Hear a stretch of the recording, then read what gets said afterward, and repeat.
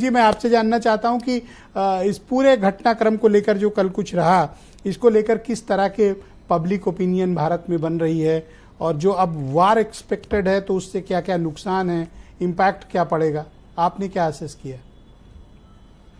देखिए ब्रजेश जी, हम लोग अंतर्राष्ट्रीय मामलों पर बहुत ज़्यादा जानकारी तो नहीं रखते, लेकिन आज इस डिबेट से बात साफ होती है कि ईरान ने कल जो मिसाइलें दागी हैं उसके समर्थन में बहुत बड़ी संख्या में भारत में लोग हैं और वो इस ईरान की कार्रवाई को जायज़ मानते हैं। भारत में एक बहुत बड़ी संख्या फिलिस्तीन को भी सपोर्ट करने की रही है, लेकिन सबसे बड़ी बात यह है कि जिस ईरान और इजराइल में आज युद्ध शुरू हुआ है, ये कभी आपस में दोस्त हुआ करते थे, आज दुश्मन बने हैं और किसी के सब्र का इम्तिहान बहुत ज़्यादा लिया गया, जिसके वजह से ये परिणाम सामने आया है। इजराइल 1948 में आज़ाद हुआ है और ईरान ने तब उसको मान्यता दी थी, लेकिन आज वो बहुत सारे मामलों में ईरान से बहुत आगे है। उसके पास टेक्नोलॉजी है, रक्षा उपकरण है, परमाणु संपन्न है, सब कुछ है।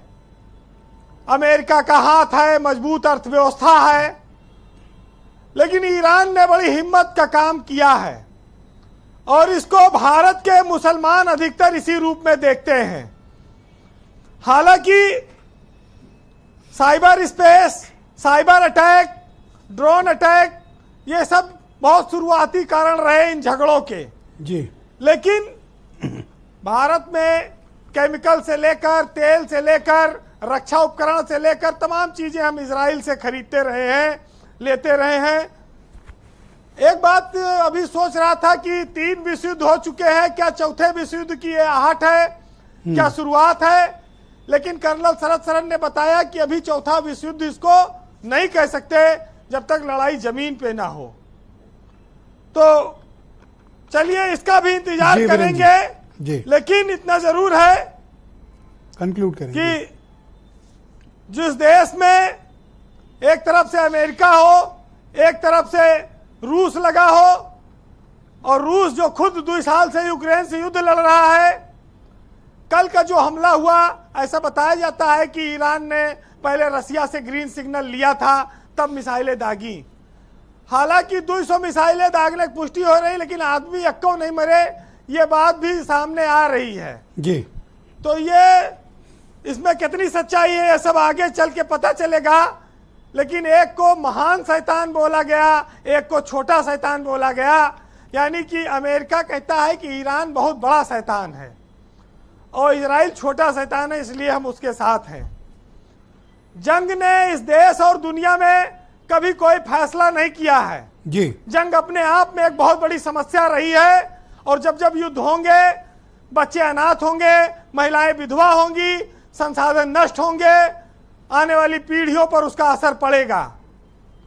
लेकिन जब दूसरों के घरों में आप लगातार षड्यंत्र करेंगे तो जंग के रूप में चीजें सामने आएंगी। ये देश दुनिया के बहुत सारे मुल्कों को देखना होगा। भले ही मानवता के लिए जंग अभिशाप है, लेकिन राजनीतिक इच्छा पूर्ति के लिए जंग लगातार होती रही है जी। और हम उस दुनिया में जंग चल रही है जहां इस्लाम को मानने वाले बहुत बड़ी संख्या में लोग हैं। वो ये कहते हैं कि मूसा को पानी से, इब्राहिम को आग से और यूनुस को मछली के पेट से निकालने वाले रब हमारी तमाम मुश्किलों को दूर करेगा, इन सब समस्याओं को वो हल दे। वो ये दिन रात दुआ करते हैं, लेकिन उन्हीं के यहाँ पर ये युद्ध भी चल रहा है। वैसे 2 लाइन में सुनिएगा, आज ज़्यादा मेरे पास बोलने को नहीं है, लेकिन समझिए कि कौम को कबीलों में मत बांटिए और लंबे सफ़र को मीलों में मत बांटिए। बहता हुआ दरिया है ये दुनिया और देश, इसको नदियों और झीलों में मत बांटिए। बहुत शुक्रिया वीरेंद्र जी, आपका बहुत बहुत धन्यवाद हमारे साथ जुड़ने के लिए और अपना फीडबैक हम सब तक